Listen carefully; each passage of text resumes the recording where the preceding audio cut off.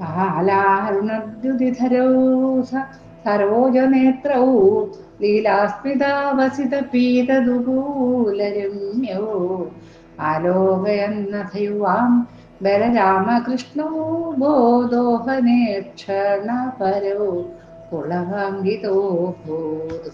ഭഗവാന്റെ ഒരു വർണ്ണന നമ്മൾ പറഞ്ഞു വെച്ചത് ഈ പഞ്ചജനന്റെ കഥയാണല്ലോ ഇന്നലെ. ആ പഞ്ചജനന്റെ അടുത്ത് പോയി അടുത്തേക്ക് വന്നു. പഞ്ചജൻ ഇങ്ങോട്ട് വന്നു. അന്നേരം പറഞ്ഞു, ഒരട്ടഹാസം കൊടുത്തു. അലറി, അതോ ചെവി ഇങ്ങനെ തുളക്കുന്ന മാതിരി. അന്നേരം ഭഗവാനെ ഒന്നും പേടിയില്ല. അപ്പൊ ഭഗവാനെ കാണുമ്പോൾ അവന്റെ കഴുത്തിലൊക്കെ വന്ന ആ ശംഖുണ്ടല്ലോ, ശംഖൊന്ന് തിളങ്ങിന്നാ പറയുന്നത്. എന്തേ, ശംഖിന് മനസ്സിലായി എൻ്റെ ആള്, എൻ്റെ രക്ഷകൻ എൻ്റെ മുമ്പിലെത്തിയിട്ടുണ്ട്. ഇനി ആ ചുണ്ടോട് ചേർന്ന് നിൽക്കാനാണ് എൻ്റെ ഭാഗ്യം എന്ന് ആ ശംഖിന് തോന്നിയിട്ടുണ്ട്. അതുകൊണ്ടായിരിക്കാം ആ ശംഖൊന്ന് തിളങ്ങിയതെന്ന് വിചാരിക്കുന്നു. നേരെ പറഞ്ഞു, നിന്നോടൊരു കാര്യം ചോദിക്കാനാണ് നിങ്ങൾ വന്നത്. ഞങ്ങളുടെ ഗുരുനാഥന്റെ മകനെ കടലോരത്ത് വെച്ച് നഷ്ടപ്പെട്ടിട്ടുണ്ടായിരുന്നു 10 വർഷങ്ങൾക്ക് മുമ്പ്. അപ്പൊ നിന്റെ അറിവോടുകൂടിയാണ് എന്ന് പലരും പറയുന്നത് ഞങ്ങൾ കേട്ടു. അതുകൊണ്ട് അവനെ വിട്ടു തരണം, ഇത് ചോദിക്കാനാണ് ഞങ്ങൾ വന്നത് എന്ന് പറഞ്ഞു. അത്രേ പറഞ്ഞുള്ളൂ. ഇവന് ഉച്ചിക്കാൻ മാത്രമൊന്നും അതിലൊരു വാക്കുണ്ടായിട്ടില്ല. വൃക്ഷത്തോടൊന്ന് ചിരിച്ചു. നീയാര് ഇതെല്ലാം ചോദിക്കാനുള്ള ഭാവത്തിൽ അത് പറയും ചെയ്തു. അങ്കുഷ്ടമാത്രനായ നീ, എൻ്റെ വിരലോളല്ലേ നീ ഉള്ളൂ, എന്നോട് കാര്യങ്ങൾ ചോദിച്ചറിയാൻ പറഞ്ഞത് ഞാൻ അതിശയിക്കുന്നു. ആ ധൈര്യം എങ്ങനെ നിനക്കുണ്ടായി?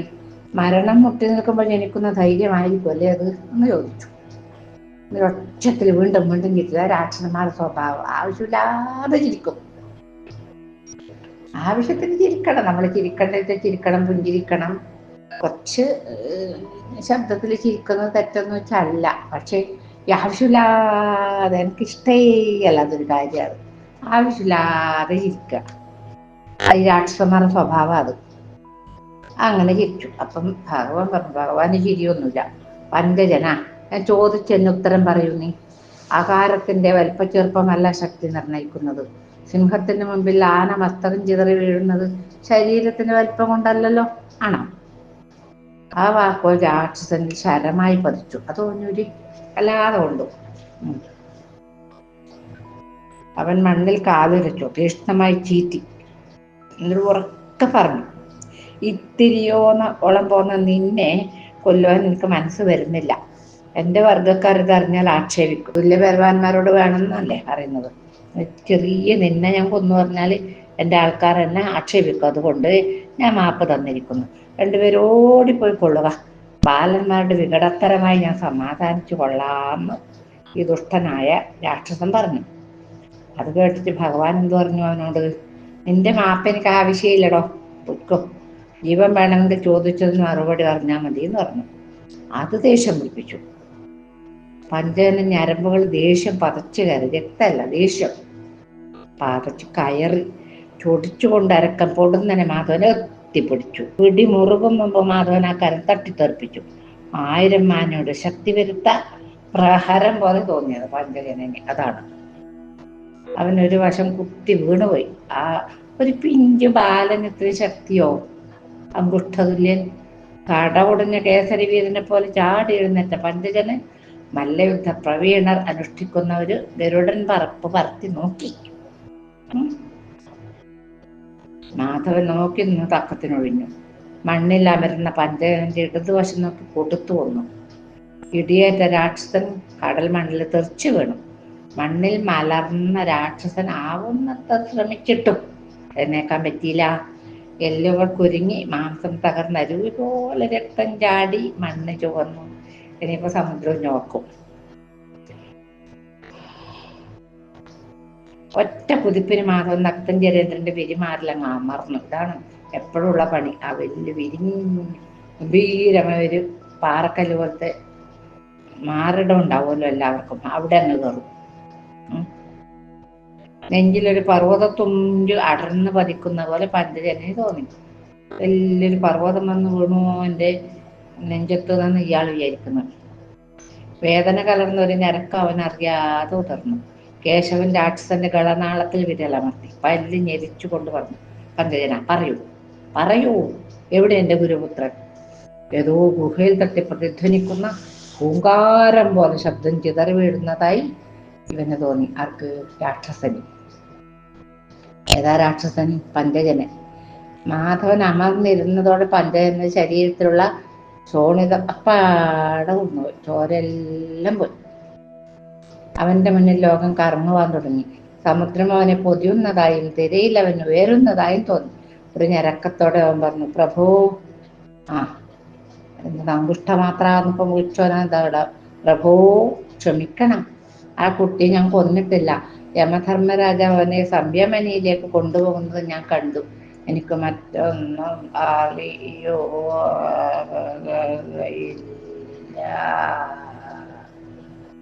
അവസാന വാക്കുകൾ ഞരക്കമായി ഊർന്നു വീണു. പഞ്ചജനം മരിച്ചു കഴിഞ്ഞു ഉറപ്പായി. അവനിൽ നിന്നും ഉയർന്ന അഭൗമമായ ഒരു തേജസ് മാധവനിൽ ലയിക്കുകയും ചെയ്തു. അതാണ് ഭഗവാന്റെ കൈകൊണ്ട് മരിച്ചവർക്കെല്ലാം മോക്ഷം കിട്ടി. കർമ്മകാരകനായ വിഷ്ണുവിന്റെ കരത്തിൽ മനോഹരമായ ഒരു ശംഖുണ്ടായിരുന്നു. നിരന്തരം കമലാകാന്തന്റെ അധരപുടത്തിൽ തൊടുവാൻ ശംഖിന് ഭാഗ്യമുണ്ടായപ്പോൾ അവനിൽ എല്ലാവർക്കും ഉണ്ടാവുന്നത് പോലെ തന്നെ എന്തുണ്ടായി? അഹങ്കാരം. ശംഖി ഇങ്ങനെ ചിന്തിച്ചു, വിഷ്ണുവിന് ഏറ്റവും പ്രിയപ്പെട്ടവൻ ഞാൻ തന്നെയാണ്. നാരായണന്റെ അധരത്തിൽ ഏത് സമയവും മുത്തമിടുവാൻ എനിക്ക് കഴിയുന്നുണ്ടല്ലോ. എന്നോളം ഭാഗ്യം ആർക്കുണ്ട്? അത് ഇക്കാര്യം വിനയത്തോടെയാണ് ഓർമ്മിച്ചിട്ടുള്ളതെങ്കിൽ നന്നായേനെ. അഹങ്കാരത്തോടെയാണ് അത് വിചാരിച്ചത്. ലക്ഷ്മീദേവിക്ക് പോലും ഇത്രയും കൂടുതൽ അധരാമൃതപാനം സാധിക്കുന്നില്ല. ഇങ്ങനെ ആലോചിച്ച ശംഖ് ആരെയും ഒരാളെയും ബഹുമാനിച്ചില്ല, എന്നല്ല അനാദരിക്കുകയും ചെയ്തു. വിഷ്ണുവിന്റെ കരപുടത്തിലിരിക്കുന്ന ശംഖിന് അഹങ്കാരം ജനിക്കുകയോ? അത് പാടില്ലല്ലോ ഒരിക്കലും. ഭഗവാന്റെ അഹങ്കാരം ഉണ്ടെങ്കിലേ ഭഗവാന്റെ ആയുധങ്ങൾക്ക് അഹങ്കാരം ഉണ്ടാവാൻ പാടുള്ളൂ. ധിക്കാരി, അവനൊരു പാഠം പഠിപ്പിക്കേണ്ടതാണ്. ഇങ്ങനെ ഓർത്തുകൊണ്ട് ദേവി ശംഖിന്റെ സമീപം ചെന്നു. ശംഖ് ദേവി അനാദരിക്കുക തന്നെ ചെയ്തു. കോപാകുലയായ ലക്ഷ്മി ദേവി ശംഖിനെ ശപിച്ചു. അസുരനായി ഭവിക്കട്ടെ, ജനിക്കട്ടെ. ശാപം ഏറ്റുവാങ്ങിയ ശംഖ് അസുരനായ സമുദ്രത്തിൽ പതിച്ചു. അവൻ പഞ്ചജനൻ എന്ന നാമവും സ്വീകരിച്ചു. ആഴയുടെ അടിത്തട്ടിൽ മനോഹരമായ ഒരു മണിമുത്തിൽ തുരത്തിൽ പഞ്ചജനം എത്തിച്ചേർന്നു. വയറ്റിൽ ഒരു തുള്ളി മഞ്ഞുമായി മുത്തിനെ പ്രസവിക്കാൻ മുതിർന്ന ചിപ്പികൾ പഞ്ചജനനെ സ്വാഗതം ചെയ്തു. ചിപ്പികൾ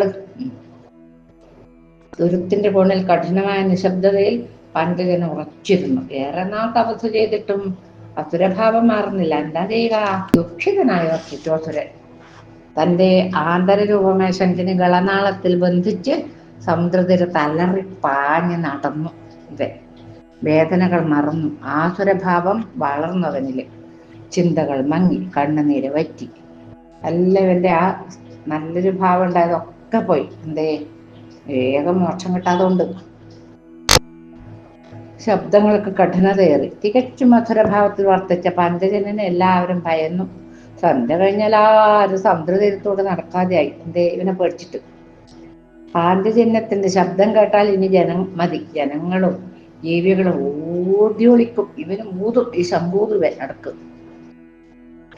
അസുരന്റെ ഉപദ്രവം അസഖ്യമായ കാലത്താണ് ഭഗവാൻ കേശവൻ അവിടെ എത്തിയത്. പഞ്ചജനൻ മാധവന്റെ കരം കൊണ്ട് തന്നെ സ്വർഗം പോവുകയും ചെയ്തു. ആ തേജസ് പരമാത്മാവിൽ ലയിക്കുകയും ചെയ്തു. അതാണ് അവന്റെ കഥ. ആരുടെ? പഞ്ചജനന്റെ. മാധവൻ അസുരന്റെ വിരിമാറിൽ നിന്നും എഴുന്നേറ്റു. പഞ്ചജനന്റെ മാറിൽ ആഭരണമായി ധരിച്ചിരുന്ന ശംഖെടുത്തു. മനോഹരവും തൂവെണ്മയാർന്നതുമായ ശംഖ് പത്മലോചനന്റെ മണിക്കരത്തിലിരുന്ന് പുഞ്ചിരിച്ചു. സന്തോഷായി. ശംഖിന് സന്തോഷായി. പാഞ്ചജന്യം കേശവൻ ചുണ്ടിൽ ചേർത്തു. സാന്ദ്രമധുരവും ഘനഘോഷ സദൃശവുമായ ഒരു സ്വരം ഉയർന്നു. ഇവൻ ഊതിയ പോലെ ഒന്നല്ല, ഇവ ഭൂ ഭൂ നൂതിയിട്ടുണ്ടാവും. അന്തരീക്ഷത്തിൽ പ്രകമ്പനമുണർത്തി. സ്വരം ദിക്കുകളിലേക്ക് പലായനം ചെയ്തു. എല്ലാ സ്ഥലത്തും ഇതിന്റെ ശബ്ദം ഇങ്ങനെ മുഴങ്ങി. 14 ലോകത്തിലും ശബ്ദം എത്തി. യക്ഷന്മാരും ദേവന്മാരും ഗന്ധർവന്മാരും പുറത്തിറങ്ങി നോക്കി. എന്താ ഇത് ശബ്ദം പുതിയതായിട്ട് കേൾക്കുന്നത് എന്നറിയണ്ടേ? സർപ്പങ്ങളും വേതാള പിശാചുക്കളും നാദം അറിയുവാൻ മഞ്ഞകത്തിലെത്തി. ബ്രഹ്മാണ്ടം മുഴുവൻ സമുദ്രതീരത്തേക്ക് തലനീട്ടി. എല്ലാവരും വന്നു. പാഞ്ചജന്യം മുഴക്കി കൃഷ്ണൻ ബലരാമനുമൊക്കെ യമധർമ്മനെ കാണുവാൻ പുറപ്പെട്ടു സംയമനിയിലേക്ക്. ബലരാമനും കേശവനും സംയമനീപുരത്തിലേക്ക് യാത്രയായി. 14 ലോകത്തിലും പാപം ചെയ്യുന്ന ജീവികൾക്ക് അർഹമായ ശിക്ഷ വിധിക്കുന്ന സ്ഥലമാണല്ലോ ഈ സംയമനി. ശരികളുടെയും തെറ്റുകളുടെയും അടിസ്ഥാനത്തിൽ ജീവികളെ വിലയിരുത്തുന്ന ഇടമാണ് ഈ സംയമനി. തെറ്റ് ചെയ്തവരെ മാത്രമേ അവിടെ ശിക്ഷിക്കുള്ളൂ, ശരി ചെയ്യുന്നവരൊന്നും ചെയ്യൂല. ജീവികൾക്ക് പരമമായി പ്രാപിക്കാവുന്ന പ്രദേശം. നന്മ തിന്മകളും സത്യാസത്യങ്ങളും അവിടെ വേർതിരിയുന്നു. അവിടെ അറിയാത്തതായിട്ടൊന്നുമില്ല. യമധർമ്മൻ വിധിക്കുന്ന ശിക്ഷക്കനുസരിച്ച് കാലദൂതന്മാർ ജീവികൾക്ക് ദണ്ഡന നൽകുന്നു. വിചിത്രമായ ആ നഗരത്തിൽ ആത്മാക്കൾ മാത്രമാണ് വസിക്കുന്നത്, ശരീരമില്ല. ശരീരമില്ലാത്ത രൂപങ്ങൾ ചുറ്റിത്തിരുന്ന നഗരത്തിൽ മാധവനും ബലരാമനും എത്തി. എന്നിട്ട് എന്ത് ചെയ്തു അവര്? കേശവൻ നഗരമധ്യത്തിൽ നിന്ന് പാഞ്ചജന്യം ചുണ്ടിൽ ചേർത്തു. മനോഹരമായി ശംഖുവും. ഹൃദയത്തിന്റെ അകത്തളങ്ങളിൽ പോലും ലോലനാദമുതിർക്കുവാൻ പര്യാപ്തമായ പാഞ്ചജന്യധ്വനി കാലപുരിയിൽ അങ്ങനെ തത്തിക്കളിച്ചു. ആ ശബ്ദം വിശുദ്ധമായിരുന്നു, പ്രണവ സാക്ഷാത്കാരമായിരുന്നു. ഓം എന്നുള്ള ശബ്ദമാണല്ലോ ശംഖിൽ നിന്ന് വരിക. അതാണ് പ്രണവം. നഗരപുരിയിൽ ശരീരമില്ലാതെ തന്നെ അനവധി പീഡകൾ അനുഭവിക്കുന്ന ജീവികളിൽ ആ ശബ്ദം ഒഴുകി നിറഞ്ഞു. അവർ പോലും അറിയാതെ വിശുദ്ധരായി. നരകയാതന അനുഭവിക്കുന്നവർ പോലും വിശുദ്ധരായി. അവിടെ വിശുദ്ധി വന്നതോടെ അവർക്ക് ശരീരവും വന്നു. യമപുരിയിൽ ആത്മാക്കൾ മറഞ്ഞു, ആരുമില്ലാണ്ടായി. ഭഗവാൻ വന്നതോടെ വിശുദ്ധരായ ഒരു ജനത യമപുരിയിൽ നിറഞ്ഞു. ഇന്നലത്തെ വേദനകൾ അവർ മറന്നു. എന്ത് വേദന? ഇന്നിപ്പോ ഒരു വേദനയില്ല അവർക്ക്. പരമസന്തോഷല്ലേ. കർമ്മങ്ങളിൽ വിശുദ്ധി പാലിക്കുവാൻ അവർ പ്രതിജ്ഞ എടുത്തു. ജനങ്ങൾ ആഹ്ലാദത്തോട് ചുറ്റിത്തിരിഞ്ഞു. ജീവികൾ ആനന്ദത്തിൽ മതിമറന്നു. നന്ദേ നന്ദവ്രജമൃഗദുശാപാദരേണും പുനന്തി തൈലോക്യം വെൺമുരഹര കഥോദ്ഗീതയോ ധന്യധന്യാ ഹന്തേത്യാദ്രം മുദിതഹൃദയസ്ഥം വിലോക്യാഗതം ത്വം വൃന്ദാരണ്യം കുരുവിഹരണൈരന്തരംഗം മദീയം. ശ്രീഹരേ നമ. പിന്നീട് ഉണ്ടായി എന്ന് നമുക്ക് പറയണ്ടേ? ബാക്കിയുള്ള കാര്യങ്ങൾ നമുക്കറിയാണല്ലോ. അങ്ങനെ ഭഗവാന്റെ ആ സാന്നിധ്യം കൊണ്ട് തന്നെ യമലോകം എന്തായി? സത്യലോകമായി ഭവിച്ചു എന്ന് പറയാം. യമധർമ്മനെ അത്ഭുത പരിവർത്തനങ്ങൾ പരിഭ്രമിച്ചു പോയി. എന്നിട്ട് പുറത്തിറങ്ങി നോക്കി. ഭഗവാൻ പിന്നെയും പാഞ്ചജന്യം മുഴക്കി. ആ നാദഘോഷം യമന്റെ ശ്രവണപുടത്തിലും എത്തി. കാലദൂതന്മാർ ഓടിയെത്തി. വിറച്ചുകൊണ്ടവർ പറഞ്ഞു, പ്രഭോ, യമധർമ്മരാജാവേ, അത്ഭുതമെന്നല്ലാതെ എന്താണ് പറയുക? കാലപുരിയൊന്നുമില്ല കേട്ടോ, നമുക്ക് ചുറ്റും സ്വർഗപുരിയാണുള്ളത്. 2 ബാലന്മാരത നഗരമധ്യത്തിൽ വന്ന് നിൽക്കുന്നു. ശംഖുമുഴക്കി അവരവിടെ നിന്നിട്ട്. അതോടെയാണ് ഈ മാറ്റം വന്നത്. ഒരാളുടെ നിറം ഇന്ദ്രനീലമാണ്, അവൻ ദുഗ്ധം പോലെ വെളുത്തവനും. അവർ ഇങ്ങോട്ട് വരികയാണ്. അപ്പൊ യമൻ ആദ്യം ഒന്ന് പരിഭ്രമിച്ചു. സത്യമുള്ളിൽ വിളങ്ങിയ യമധർമ്മൻ പെട്ടെന്ന് ഉപായനങ്ങളുമായി വാതിൽക്കലേക്ക് ഓടി വന്നിട്ടോ അപ്പോഴേക്കും മാധവനും ബലരാമനും യമന്റെ കവാടത്തിൽ എത്തിയിരുന്നു. യമൻ അവരെ സ്വീകരിച്ച് ആനയിച്ചു. ഉചിതമായ പീഠങ്ങളിൽ ഇരുത്തി തൊഴുകയോടെ പറഞ്ഞു, കേശവ, എന്നൊരു ക്ഷമിക്കണേ. എൻ്റെ ഒരു ആഗ്രഹമാണ് ഇതിനെല്ലാം കാരണമായത്. നിങ്ങൾ 2 പേരെയും ഈ വേഷത്തിൽ ഒന്നിച്ച് കാണണമെന്ന് തോന്നി എനിക്ക്. തെറ്റാണെങ്കിൽ ക്ഷമിക്കണേ. അതിനാണ് സാന്ദീപനി മഹർഷിയുടെ ബാലനെ ഞാൻ കൊണ്ടുവന്നത്. തെറ്റാണെന്ന് എനിക്കറിയാം, എങ്കിലും എൻ്റെ ഉദ്ദേശശുദ്ധി ഓർത്ത് മാപ്പ് തരണം എന്ന് പറഞ്ഞു. എന്നിട്ടോ സാന്ദീപനിയുടെ മകനെ കൂട്ടിക്കൊണ്ടുവന്നു. മഹർഷിപുത്രനെ കണ്ട ഉടനെ കൃഷ്ണൻ പറഞ്ഞു, അങ്ങോട്ട് ചോദിക്കാതെ തന്നെ കൊണ്ട് കൊടുത്തു. കണ്ടോ, ഇവനെ കാണാതെ എത്ര നാൾ ഗുരു വേദനിച്ച് കഴിയുകയാണെന്ന് അറിയുമോ? ഞങ്ങൾ ഉടനെ മടങ്ങുകയാണ്. അവൻ വീണ്ടും തൊഴുതുകൊണ്ട് പറഞ്ഞു, പ്രഭോ, അങ്ങ് എന്നെ കുറ്റപ്പെടുത്തരുതേ. ഞാൻ അനുഷ്ഠിച്ചത് ക്രൂരകൃത്യമാണെന്ന് എനിക്കറിയാം. ഇത്തരം ഒരു കർമ്മത്തിന്റെ ശിക്ഷയും ഓർമ്മയുണ്ട് എനിക്ക്. ഒരിക്കൽ നാരദ മഹർഷി ഇവിടെ എഴുന്നല്ല. അദ്ദേഹം കൃഷ്ണാവതാരത്തെ കുറിച്ച് പറഞ്ഞു. ഭഗവാനെ പീതാംബരധാരിയായി പൊന്നുള്ളി ശോഭനായി കാണണമെന്നുള്ള ആഗ്രഹം ഞാൻ നാരദന്റെ മുന്നിൽ സമർപ്പിച്ചു. മൂപ്പറാണ് ഈ കണിയെല്ലാം പറഞ്ഞു കൊടുത്തത്. അപ്പോൾ മഹർഷിയാണ് ഇങ്ങനെ ഒരു കർമ്മം അനുഷ്ഠിച്ചാൽ മതിയെന്ന് ഉപദേശിച്ചത്. കണ്ടോ, സൂത്രശാലി എന്ന് പറഞ്ഞാൽ നാരദൻ തുല്യം വേറെ ആരുമില്ല. ഇതിലുള്ള തെറ്റ് പുറത്ത് എന്നോട് കരുണ കാണിക്കണേന്ന് പറഞ്ഞു. അപ്പം ഭഗവാൻ പറഞ്ഞു, യമധർമ്മരാജൻ, ഇതിൽ തെറ്റില്ല, വരേണ്ടവ വന്നു തന്നെ തീരണം. അനപത്യ ദുഃഖം അല്പമാൾ അനുഭവിക്കണമെന്ന് മഹർഷിയുടെ വിധിയാണ്. വിധിവിഹിതം അലംഘനീയമാണല്ലോ, അത് ആർക്കും തടുക്കാൻ പറ്റാത്തതല്ലേ. അതുകൊണ്ട് എല്ലാം നല്ലതിന് വേണ്ടി എന്ന് കരുതിയാൽ മതി. നമുക്ക് അനുഭവപ്പെടുന്ന ഒരു കർമ്മവും യാദൃശ്ചികമല്ല. അവ തുടർച്ച, ഒന്നിന്റെ പിറകെ തുടർച്ച മാത്രമാണ്. നീക്കി വച്ചിരിക്കുന്ന മുൻകാല സംഭവങ്ങൾ നമ്മൾ സ്വീകരിക്കുന്നു എന്ന് മാത്രം. ഇങ്ങനെ പറഞ്ഞത് അദ്ദേഹത്തിന് വലിയ സന്തോഷമായി. മാധവൻ ബലരാമനും സാന്ദീപനി പുത്രനും അവിടെ നിന്ന് യാത്രയായി. അവർ നിമിഷം കൊണ്ട് പ്രഭാസ തീർത്ഥത്തിലെത്തി. സാന്ദീപനി മഹർഷി മടങ്ങിയെന്ന് ഗ്രാമവാസികൾ പറഞ്ഞു. അവർ ആശ്രമത്തിലേക്ക് തിരിച്ചു. സാന്ദീപനി തീർത്ഥാടനത്തിൽ പോയതല്ലേ, എന്ന് വന്നു എന്ന് പറഞ്ഞു കേട്ടിട്ട് ഗ്രാമവാസികളൊക്കെ ആശ്രമത്തിലേക്ക് വന്നു. രാമകൃഷ്ണന്മാർ ഗുരുസുതനുമൊത്ത് വരുന്നുവെന്ന വാർത്ത ഗുരുവിന്റെ ചെവിയിൽ ആദ്യം എത്തിച്ചത് ശിഷ്യന്മാരാണ്. സാന്ദീപനി തരിച്ചിരുന്നു പോയി. ഈശ്വരാ, ഇതെന്ത്, ഇങ്ങനെ ഒരു സംഭവം ഉണ്ടാവുമെന്ന് ഞാൻ വിചാരിച്ചിട്ടില്ലല്ലോ എന്നാണ് ഗുരു വിചാരിക്കുന്നത്. ആഴിയുടെ അടിത്തട്ടിൽ പൊലിഞ്ഞുപോയ മകൻ, ക്രൂര മത്സ്യങ്ങൾ എടുത്ത് വിഴുങ്ങിയാൽ പിന്നെ ശവശരീരവും ലഭിക്കുകയില്ലല്ലോ. ഇങ്ങനെയാണ് ഓർത്തിട്ട് ഒരു വിധം ആശ്വസിച്ചു കഴിഞ്ഞതാണ് പാവ മഹർഷി. അപ്പോഴാണ് തൻ്റെ പ്രിയ ശിഷ്യന്മാർ അവനെ കണ്ടെത്തി കൊണ്ടുവരുന്നത്. അത്ഭുതവും അതുപോലെ പരിഭ്രമവും അതിനേക്കാളേറെ പുത്രസ്നേഹവും ഇണങ്ങുന്ന മുഖവുമായി സാന്ദീപനി ആശ്രമദ്വാരത്തിലേക്ക് ഓടി. നടക്കുകയല്ല, അദ്ദേഹം ഓടുകയായിരുന്നു. ശിഷ്യന്മാർ പറഞ്ഞത് ശരിയാണ്. അല്പമകലെ രാമന്റെയും കേശവന്റെയും മധ്യത്തിലായി തൻ്റെ മകൻ നടന്നു വരുന്നു. ഒരു മുഹൂർത്തം അത്. പിതാവും പുത്രൻ പരസ്പരം കാണുന്ന രംഗം. പൊഴി മുറിഞ്ഞ നദി പോലെ മകൻ അച്ഛന്റെ സമീപത്തേക്ക് അണഞ്ഞു. അവർ ആലിംഗനബദ്ധരായി. ആത്മജ്ഞാനത്തിന്റെ മറുകര കണ്ട മഹർഷിക്ക് പോലും അപത്യസ്നേഹം ഇതാണെങ്കിൽ സാധാരണക്കാരന്റെ കഥ ഉണ്ടോ പറയാൻ? ബാഷ്പാവിലമായ മുഖത്തോട് സാന്ദീപനി പറഞ്ഞു, മകനെ, നിന്റെ അമ്മ കാത്തിരിക്കുകയാണ്, വേഗം ചെല്ലൂന്ന് പറഞ്ഞു. പിതാവിന്റെ പാദങ്ങളിൽ വന്ദിച്ച ശേഷം ഋഷികുമാരൻ അകത്തേക്ക് പോയി. ഈ രംഗങ്ങൾക്ക് സാക്ഷികളായി രാമനും കൃഷ്ണനും നിന്നു. എന്തൊരു മനോഹരമായ രംഗം. ആഹ്ലാദരേഖത്തോടെ സാന്ദീപൻ അവരെ വരികിൽ നിന്ന് ചേർത്തു.